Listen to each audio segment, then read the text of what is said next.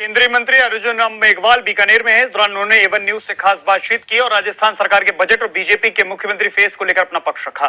केंद्रीय मंत्री अर्जुन राम मेघवाल से खास बातचीत की हमारे संभाग ब्यूरो हेड रवि बिश्नोई ने। अर्जुन राम मेघवाल बीकानेर में है। अर्जुन राम मेघवाल जो बीकानेर का प्रतिनिधित्व समूचे देश में करते हैं और बीकानेर वासी कहीं न कहीं अपनी एक पहचान रोज संसद में देखते हैं, लोकसभा में देखते हैं। अर्जुन जी से चलते चलते बातचीत करेंगे। एवन न्यूज पर अर्जुन राम मेघवाल हमारे साथ हैं। मेघवाल साहब, 2-4 दिन पहले केंद्र का बजट था, कल राज्य का बजट आया है। दोनों बजट को देखें, आप तुलना करें तो किस तरह से देखते हैं? देखिए, पहले तो जो अशोक गहलोत साहब ने बजट पेश करने का प्रयास किया, वो पुराना बजट ही पढ़ने लग गए। तो इससे आपको सरकार की, राजस्थान सरकार की गंभीरता का पता चलता है और वो कितने जागरूक हैं इसका भी पता चलता है। बजट महत्वपूर्ण दस्तावेज होता है जी, और हमारे संसदीय प्रणाली में बजट, आप पुराना बजट भाषण पढ़ने लग जाओ और फिर उसको मानवीय भूल से सुधार करने की कोशिश करोगे जी, ये संसदीय प्रणाली पे काला धब्बा हमेशा रहेगा। भाजपा ने कल हमेशा रहेगा और मुझे तो ऐसा लगता है कि ये दबा मिटने वाला भी नहीं है। नंबर एक जी। नंबर दो, जो आपने यूनियन बजट की बात करी, वो 1 फरवरी को पेश हुआ था। वो इस अमृत काल का जी पहला बजट था जी, जो प्रधानमंत्री जी ने एक संकल्प लिया है कि 2047 तक हम इस देश को विकसित राष्ट्र बनाएंगे। तो उस कालखंड को उन्होंने 25 वर्षों में बांटा जी, और उसका पहला बजट था। पूरी नींव रखी उन्होंने जी, निर्मला सीतारमण जी ने उस बजट के माध्यम से कुछ नए नए ऐसे प्रयोग किए जो कभी कल्पना से में आते ही नहीं थे। जैसे जेल में कोई कैदी है जी, उसके पास पैसा नहीं है वकील करने का और वो जेल में इसीलिए बैठा है, तो उनके लिए भी पैसों की व्यवस्था की है जी। अब ऐसी कोई प्रिमिटिव कास्ट है जो आज यहाँ रह रही है, कल मध्य प्रदेश चली गई और परसों कर्नाटका चली गई, फिर तमिलनाडु आ गई। उनका ना पीएम आवास बन सकता, ना उसको कोई बिजली का कनेक्शन हो सकता। तो उनको अब तक देखा गया कि लोगों ने उनके भरोसे छोड़ दिया। गाड़िया लोहार ऐसे कुछ समाजों ने फिर प्रयास किया कि हम एक जगह बैठेंगे, लेकिन फिर भी वनरेबल ऐसी प्रिमिटिव कास्ट है अभी जिन पे किसी ने चिंतन नहीं किया। 15,000 करोड़ रुपए का प्रावधान उसके लिए भी किया है। ये कुछ मैं साइलेंट पॉइंट बता रहा हूँ। बिल्कुल, कई इस तरह के आए सर, केंद्रीय बजट में आए, उसकी चर्चा हुई। अब जैसे कल राजस्थान का बजट आया है, कांग्रेस और राजस्थान सरकार इसे बता रही है कि इस बजट के बेस पर, बलबूते पर हमारी सरकार भी रिपीट होगी। जैसे बहुत सी योजनाएं, महिलाओं को 50% तक बस में छूट देना, 25 लाख रुपए चिरंजीवी योजना तक में करना, 500 रुपए में घरेलू गैस सिलेंडर देना, इन योजनाओं को आम जनता तो कहीं न कहीं देखती है। अब चिरंजीवी योजनाओं को अच्छी तरह से देखो। मुझे तो इन 4-4.5 सालों में ये लगा कि अशोक गहलोत जी ने राजस्थान का नुकसान किया है।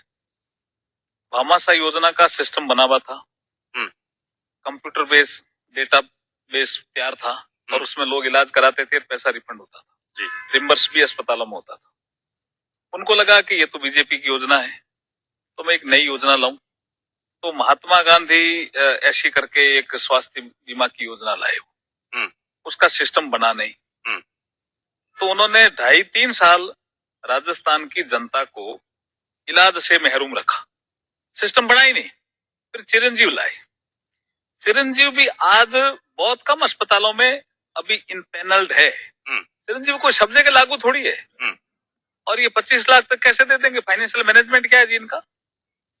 मतलब चिरंजीवी 50% कर्जे पे ये बजट है, कहां से दे देंगे?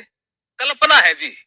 ये भी कहना है सर कि बीजेपी को अब चिंता हो चुकी है कि बजट में हम तो लोक लुभावन योजना लेकर आए हैं और लोग हमारे खुश हैं, जनता हमसे खुश है, हमें सरकार रिपीट करेगी, बजट की व्यवस्था भी हम करेंगे। ऐसी एंटी इनकम्बेंसी बनी हुई है सरकार के खिलाफ, अशोक गहलोत जी सरकार के खिलाफ। महिलाएं परेशान, दलित परेशान, आदिवासी परेशान, आम आदमी भी परेशान, क्योंकि इन्होंने कुर्सी की लड़ाई में कुर्सी बची रहे इसका ही ध्यान रखा, सुशासन का ध्यान रखा ही नहीं। अब थाने भी लुट गए, थानों से हथियार भी ले गए। तो अभी कुछ नहीं बोलते। आप अपराध पर इशारा कर रहे हैं, गैंगवार पर इशारा कर रहे हैं। नहीं, हर तरह से कुशासन रहा इनका इस पीरियड में, गवर्नेंस गायब है जी। आप कभी ट्रेजरी वालों से उनसे पूछो ना, डेवलपमेंट के कितने पहले काम होते थे, कितने बिल पास होते थे, सारे बिल अटके हुए हैं जी। डेवलपमेंट गायब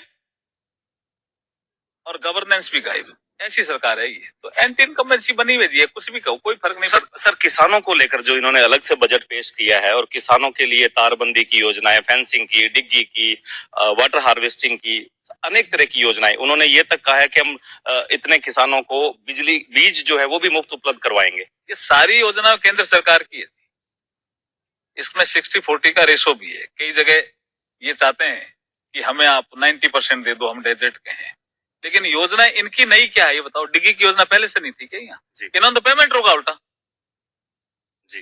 गंगानगर हनुमानगढ़ में हाँ, वहाँ डिग्गियां बनी हुई है और पेमेंट नहीं मिल रही। पूर्व मुख्यमंत्री आई थी और उसने टारगेट बढ़ा दिया था, और जब शासन में वो नहीं रहे, अशोक गहलोत शासन में आ गए, तो उन्होंने कहा तो पूर्व मुख्यमंत्री की घोषणा है।